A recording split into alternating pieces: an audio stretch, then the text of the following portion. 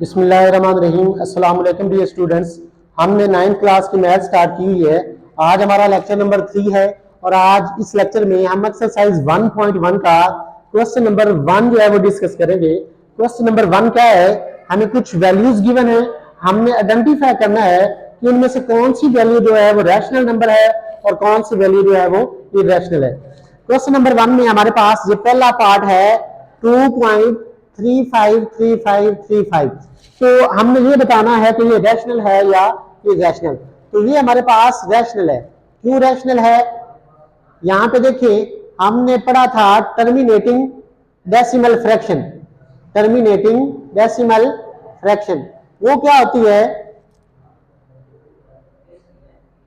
कि अगर हम डेसिमल पॉइंट के बाद डिजिट्स को काउंट कर सकते हैं या डेसिमल पॉइंट के बाद जो हमारे डिजिट्स हैं वो टर्मिनेट हो जाते हैं, खत्म हो जाते हैं, आगे कंटिन्यू नहीं करते, तो उसको हम बोलते हैं टर्मिनेटिंग डेसिमल फ्रैक्शन। और हर टर्मिनेटिंग डेसिमल फ्रैक्शन जो है वो रैशनल नंबर होती है। तो ये हमारे पास एक टर्मिनेटिंग डेसिमल फ्रैक्शन है, इख्तिताम पजीर कसरे इशारिया है, इसलिए ये हमारे पास क्या है, रैशनल नंबर है।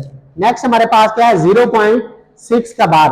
अब ये जो 0.6 का बार है इसको हम जब ओपन करेंगे तो इसको हम लिखेंगे 6 6 6 एंड सो ऑन। ये जो बार है ये आइडेंटिफाई करता है कि ये जो डिजिट 6 है ये बार बार आएगा। अब इस तरह की जो डेसिमल फ्रैक्शन होती है इसको हम बोलते हैं रिकरिंग डेसिमल फ्रैक्शन। और हमने ये पढ़ा था कि जो रिकरिंग डेसिमल फ्रैक्शन होती है वो किस में जाती है, रैशनल नंबर्स में। सो 0.6 का बार भी हमारे पास एक रैशनल नंबर है।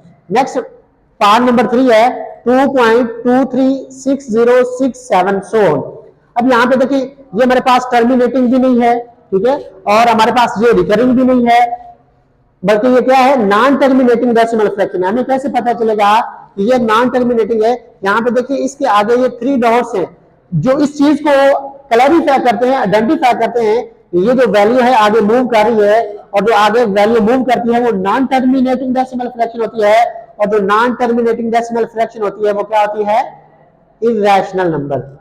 सो ये जो हमारे पास वैल्यू है 2.236067 ये हमारे पास क्या है, इरेशनल नंबर है। ओके, नेक्स्ट हमारे पास है √7।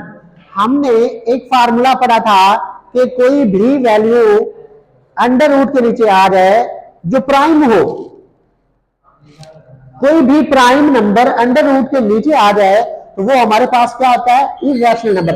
अब यहां पे देखिए जो 7 है वो इरेशनल नंबर है, सॉरी जो 7 है वो हमारे पास प्राइम नंबर है और ये अंडर रूट के नीचे है, तो इसलिए ये भी हमारे पास क्या बनेगा, ये इरेशनल नंबर बनेगा। √7 इज इरेशनल नंबर। नेक्स्ट हमारे पास ई की जब वैल्यू को हम एक्सपेंड करते हैं और आइडेंटिफाई करते हैं तो ये हमारे पास वैल्यू आती है 2.71828182 सो ऑन। अब यहां पे देखिए ये जो हमारे पास ई की वैल्यू आती है ये ना तो टर्मिनेटिंग है और ना ही ये रिकरिंग है, बल्कि ये हमारे पास क्या है, नॉन टर्मिनेटिंग डेसिमल फ्रैक्शन है। अगर ये नॉन टर्मिनेटिंग डेसिमल फ्रैक्शन है तो ये हमारे पास क्या होगा, इरेशनल नंबर।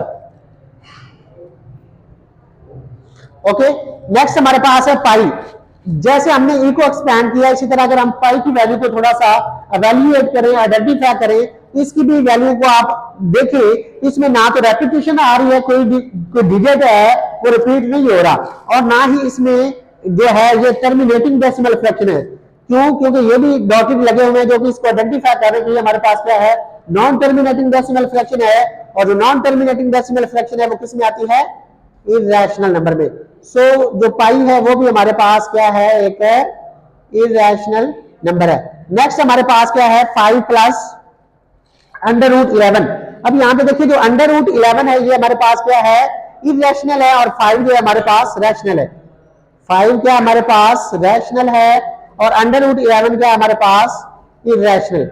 तो आपने ये एक फार्मूला याद रखना है कि जब भी आप रैशनल और इरेशनल नंबर्स को ऐड करेंगे तो जो फाइनल रिजल्ट आएगा हमारे पास वो क्या होगा, इरेशनल नंबर। सो ये जो वैल्यू गिवन है 5 प्लस √11 ये हमारे पास क्या है, इरेशनल नंबर है। सिमिलरली ये नेक्स्ट वैल्यू देखें √3 प्लस अंडर रूट 13। तो ये दोनों प्राइम नंबर है अंडर रूट के नीचे, तो ये पहली वैल्यू भी क्या है, इरेशनल है, और दूसरी वैल्यू भी इरेशनल है। तो ये भी हमारे पास एक फार्मूला है, इरेशनल वैल्यू प्लस इरेशनल, तो इसका जो रिजल्ट है वो भी हमारे पास क्या आएगा, इरेशनल। अगर दो इरेशनल वैल्यूज को आप ऐड करेंगे तो उसके बदले में जो हमें नई वैल्यू मिलेगी वो भी क्या होगी, इरेशनल वैल्यू होगी। So under root 3 plus under root 13 ये भी हमारे पास क्या है, एक इरेशनल नंबर है। नेक्स्ट हमारे पास है 15/4। अब यहाँ पे देखिए ये clearly P over Q form में है, और कोई भी वैल्यू जो पी ओवर क्यू फॉर्म में होती है वो हमारे पास क्या आ जाती है, रैशनल नंबर। सो ये हमारे पास क्या है, रैशनल नंबर है। लास्ट पे ये देखिए हमारे पास ये एक वैल्यू है, हम इस वैल्यू को थोड़ा सा सॉल्व करते हैं और उसके बाद हम इसको आइडेंटिफाई करेंगे कि ये रैशनल है या इरेशनल। ये हमारे पास देखिए 2 minus under root 2 into 2 plus under root 2। तो यहाँ पे हमारे पास फार्मूला लगेगा फर्स्ट वैल्यू का स्क्वायर माइनस सेकंड वैल्यू का स्क्वायर। तो 2 का स्क्वायर क्या होता है, 4, माइनस ये स्क्वायर अंडर रूट कट जाएगा तो हमारे पास क्या आएगा 2, 4 माइनस 2, आंसर क्या आया 2। तो 2 हमारे पास एक क्या है, रैशनल नंबर है। Okay ji, thank you so much, Allah Hafiz.